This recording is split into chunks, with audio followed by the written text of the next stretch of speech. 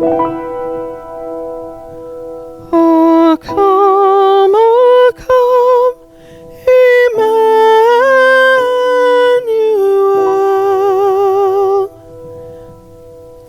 and ransom captive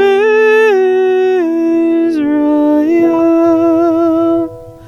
that mourns in lonely exile here, until the Son of God appear. Rejoice, rejoice, Emmanuel, He will come to thee, O Israel.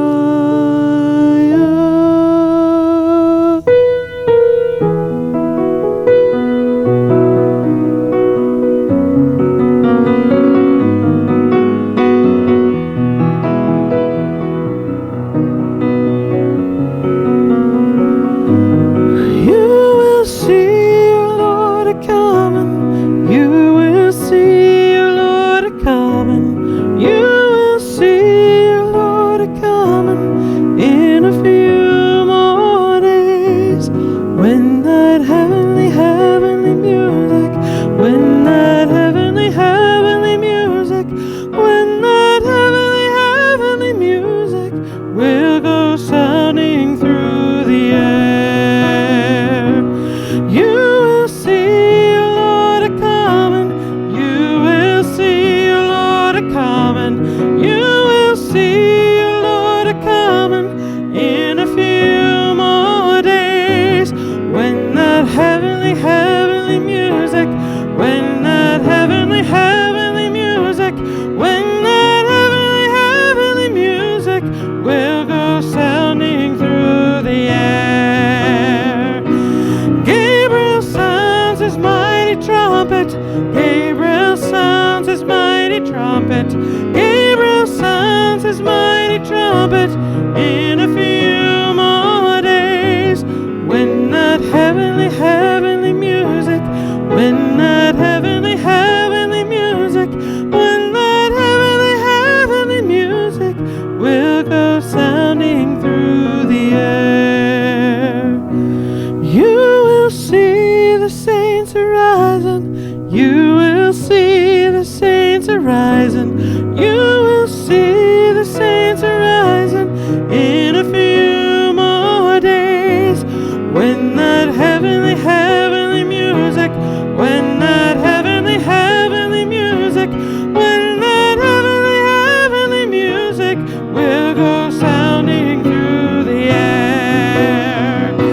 And then we'll shout our sufferings over, then we'll shout our sufferings over, then we'll shout our sufferings over in a few more days, when that heavenly, heavenly music, when that heavenly, heavenly music, when that heavenly, heavenly music will go sounding through the air.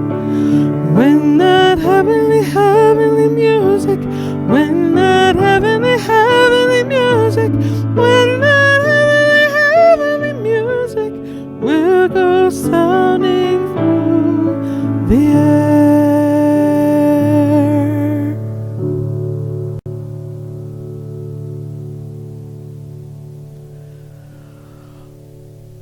So I've been thinking about Advent.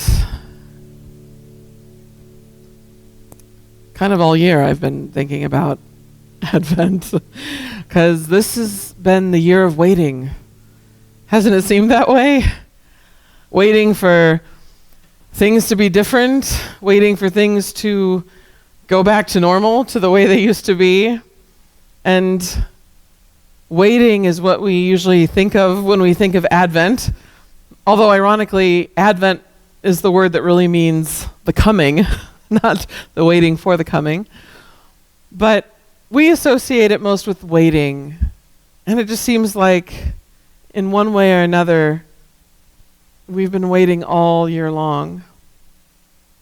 And then as I was thinking back over the year this past week, I started to think about the family members and the dear friends that I've lost this year. It was kind of surprising that there were more than I had remembered being in this short period of time, because it seemed like such a long period of time. But all of those people that I love and have had to temporarily say goodbye to, they have kind of joined this list of people that I'm waiting to be reunited with and to have a reunion with. And so that just only adds to the feeling of waiting. But I think part of being God's people means waiting. As I've been reading through the beginning part of the Old Testament again in my devotions, I was really struck with the fact that the Israelites were in the land of Egypt as slaves for 400 years. Now, maybe they weren't slaves that whole time, but they were there becoming a people, growing in number for 400 years until God brought them out with Moses. And then later on in Israel's history, when they went into captivity for 70 years in Babylon, 70 years, that's a long period of time. It's a whole lifetime for us. But once they were brought back from exile, back to their land, they were given again the promise of the Messiah, the promise of Jesus coming. And the time from the last Old Testament prophecy given of the Messiah to the time when Christ was born in Bethlehem was another 400 years of just waiting, silence. And then Christ was born, and let's be honest, what did that solve? I mean, it solved some things, but did it end suffering or death or hardship or pain? Did his coming put an end to all those things? No. He promised all those things would end when he comes the second time. But the first time was different. Christmas, or the first Advent, is not about ending pain and suffering. It's about finding hope, joy, peace, and love right in the midst of pain and suffering. It's about God fulfilling his promise to us in Isaiah 43. Let me read that promise to you. He says, "Do not fear." Well, if there's anything that we ever needed to hear like 500 times a day, it's probably those words. "Do not fear, for I have redeemed you. I have called you by your name. You are mine. You belong to me.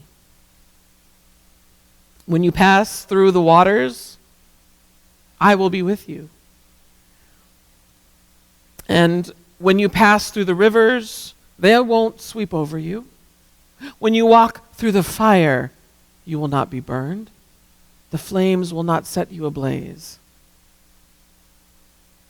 When you go through all these things, I will be with you." See, the first Advent wasn't about bringing an end to our pain. The first Advent was about God coming and entering into our pain, entering into our suffering. And he didn't have to do that. That's the greatest reality a person can experience, to have God with you. No matter what else is going on in your life, and I do mean that. If you have that, you have everything. If you don't have that, you have nothing. So as God's people, we wait. And as we wait, we go through waters and we walk through fire with him. He came to go through it with us. And before he comes the second time, things are going to get much worse before they get better. You have not yet passed through the deepest waters or the hottest fires. But hold on. Kindle hope, peace, joy, and love in your hearts as you wait. Because God is here. That's the message of the first Advent, and it's supposed to carry us through all the bad stuff to the second Advent. God is here. He is with you, and he knows what he's doing.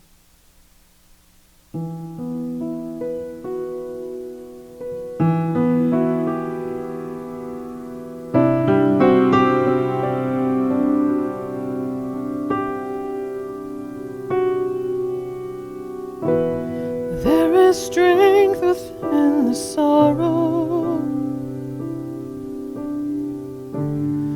There is beauty in our tears. And you meet us in our mourning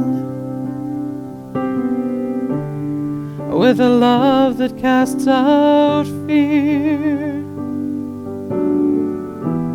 You are working in our waiting. You're sanctifying us. When beyond our understanding, you're teaching us to trust. Your plans are still to prosper. You've not forgotten us. You are with us in the fire and the flood. Faithful forever, perfect in love. You are sovereign over us.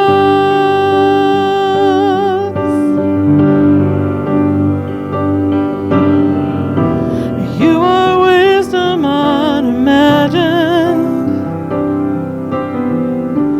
Who could understand your ways? Reigning high above the heavens and reaching down in endless grace. You're the lifter of the lowly. You're compassionate and kind. You surround and you uphold me, and your promises are my delight. Your plans are still to prosper. You've not forgotten us. You are with us in the fire and the flood.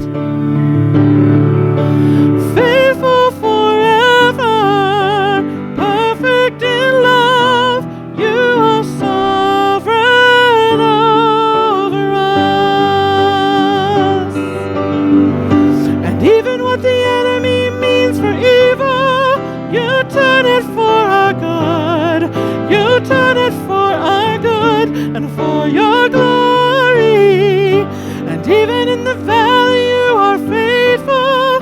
You're working for our good. You're working for our good. Your plans are still to prosper. You've not forgotten us.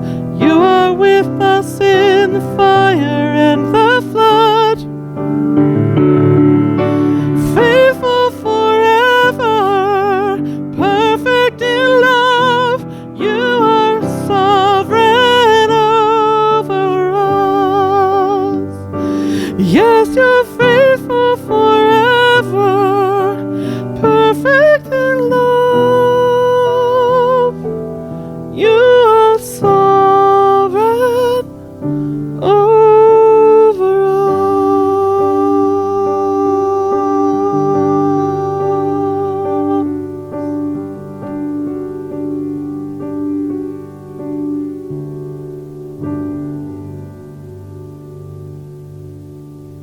I want you to hold tight to those words.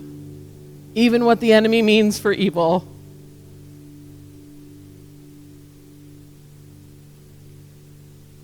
He turns it for our good and for his glory.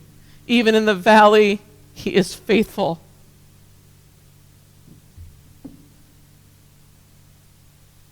He's working for our good. Hold tight to those words. Amen.